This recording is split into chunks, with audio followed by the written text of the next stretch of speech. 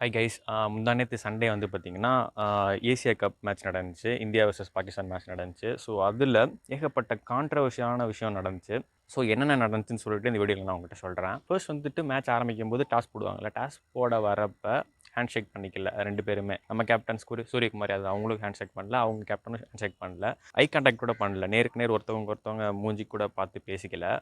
முகத்த கூட பார்க்கல. அவங்க பாட்டுக்கு வந்து டாஸ் போட்டு கிளம்பிட்டாங்க. தென் அடுத்த கான்ட்ரோவர்ஷியலான விஷயம் என்னன்னு பார்த்தீங்கன்னா, நெக்ஸ்ட் நேஷனல் ஆந்தம் பாடுவாங்கல்ல. ஸோ, அதுக்கு 2 பேரும் இது பண்ணி நிற்கிறாங்க. இந்தியா பாடி முடிச்சதுக்கப்புறம் பாகிஸ்தான் ஆந்தம்காக அவங்க வெயிட் பண்ணுறப்ப திடீர்னு இந்த ஜலேபி பேபின்னு ஒரு பாட்டு இருக்குல்ல. ஸோ, அது திடீர்னு ப்ளே ஆரம்பிச்சிருச்சு.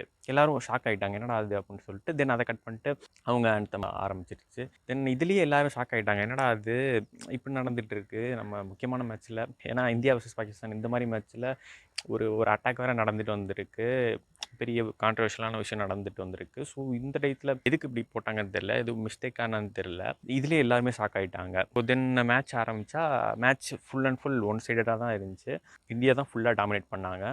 மேட்ச் பார்த்துருந்தீங்கன்னா உங்களுக்கு தெரியும். அவங்க 130 சம்திங் தான் அடித்தாங்க. 127 சம்திங் தான் அடித்தாங்க. தென் இந்தியா ஈஸியாக 15 ஓவர்ஸ்லாம் வந்து பார்த்தீங்கன்னா நல்லா அடித்து ஈஸியாக சேஸ் பண்ணிட்டாங்க. தென் கடைசியாக சூரியகுமார் யாதவும் சிவம் டூபே இருக்காங்களா, அவங்க தான் ஸ்ட்ரைக்கில் இருந்தாங்க. ஸோ, அப்போ வந்துட்டு சூரியகுமார் யாதவ் 6 அடித்து வின் பண்ணிட்டாங்க. வின் பண்ண உடனே ஹேண்ட் ஷேக் பண்ணுவாங்கல்ல. மேட்ச் முடிச்சுட்டு அப்படியே ஹெல்மெட்டை கழட்டிட்டு வந்துட்டு அம்பையர்ஸ் எல்லாத்தையும் ஹேண்ட் ஷேக் பண்ணிட்டு அவங்க பிளேயர்ஸ் 2 பேரும் ஹேண்ட் ஷேக் பண்ணிப்பாங்க. தென் அப்படியே போவாங்கல்ல. அந்த 6 அடித்த உடனே சூரியகுமார் யாதவ் வந்து பார்த்தீங்கன்னா அது சிவம் டூபேட்ட அப்படி பேசிட்டு அப்படியே கிளம்பி நம்ம ட்ரெஸ்ஸிங் ரூம் பண்ணிட்டாங்க. எல்லாருமே பார்க்குறாங்க. அவங்க பிளேயர்ஸ் பார்க்குறாங்க, அம்பையர்ஸ் பார்க்குறாங்க, ஆடியன்ஸே பார்க்குறாங்க. ஹேண்ட் ஷேக் பண்ணுறது வழக்கம் இல்லை. ஸோ, இது பண்ணாமல் வந்தது எல்லாருக்குமே ஷாக் தான். எல்லாருமே பார்த்துட்டு இருக்காங்க. அப்படியே சூரியகுமார் யாதவும் சிவம் டூபே அப்படியே கேஷுவலாக அவர் பபிள் கம் சாப்பிட்டுட்டு வருவார்ல. சூரியகுமார் யாதவ் நம்மளுக்கே தெரியும்ல, அடிக்கடி பபிள் கம் சாப்பிடுவாருன்னு சொல்லிட்டு. ஸோ, அப்படியே கேஷுவலாக அவங்க 2 பேரும் அப்படியே வந்துட்டாங்க. ஹெல்மெட் கழட்டிட்டு அப்படியே வந்துட்டாங்க. தென் இந்தியன் பிளேயர்ஸ் அவங்கள அப்ரிஷியேட் பண்ணிட்டு அவங்களும் எல்லாருமே அங்கே உட்காந்துருப்பாங்கல்ல, டக் அவுட்டில் உட்காந்துருப்பாங்கல்ல, அவங்க எல்லாருமே உள்ளே போயிட்டு டோரை க்ளோஸ் பண்ணிட்டாங்க.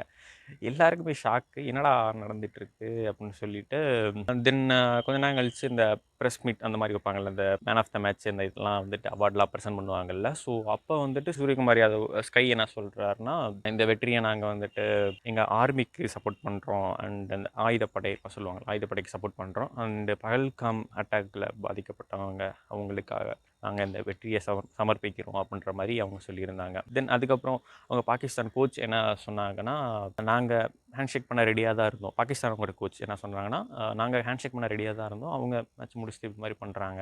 ஸோ, இந்த மாதிரி நடந்திருக்கக்கூடாதுன்ற மாதிரி அந்த மூடில் அவங்க பேசியிருந்தாங்க. So, that's all. மேட்ச் முடிஞ்சுச்சு. தென் சோஷியல் மீடியாவில் முக்கியமான பிளேயர்ஸ் ட்விட்டரில் அவங்கவுங்க ஒப்பீனியன் ஷேர் பண்ணிகிட்டு இருந்தாங்க. ஷாஹித் அஃப்ரிடி இப்போ ஒரு டீமில் விளாண்டுட்டு இருக்காரு. ஷாஹித் அஃப்ரிடி பழைய பிளேயர் இருக்கார்ல, அவர், ஷோயப் அக்தர் அவங்க எல்லாருமே இந்த மாதிரி விஷயம்லாம் மேட்ச்சில் நடக்கக்கூடாது.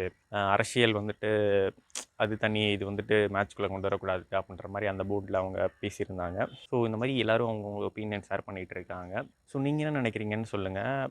இந்தியன் பிளேயர்ஸ் ஹேண்ட் ஷேக் பண்ணியிருக்கணும்னு நினைக்கிறீங்களா? அண்ட் என்ன தான் அரசியல் வெளியில் இருந்து வச்சுட்டு பட் மேட்ச்குள்ளே அதெல்லாம் கொண்டு வரக்கூடாது அப்படின்னு நினச்சிட்டு ஹேண்ட் ஷேக் பண்ணியிருக்கணும்னு நினைக்கிறீங்களா? இல்லைனா இந்தியன் பிளேயர்ஸ் பண்ண விஷயம் கரெக்டு தான் நினைக்கிறீங்களான்னு சொல்லிட்டு கமெண்ட்ஸ் என்னென்னு சொல்லுங்கள். எனக்கு வந்து பார்த்திங்கன்னா நம்ம இந்தியன் பிளேயர்ஸ் பண்ணது கரெக்டுன்னு தான் எனக்கு தோணுது.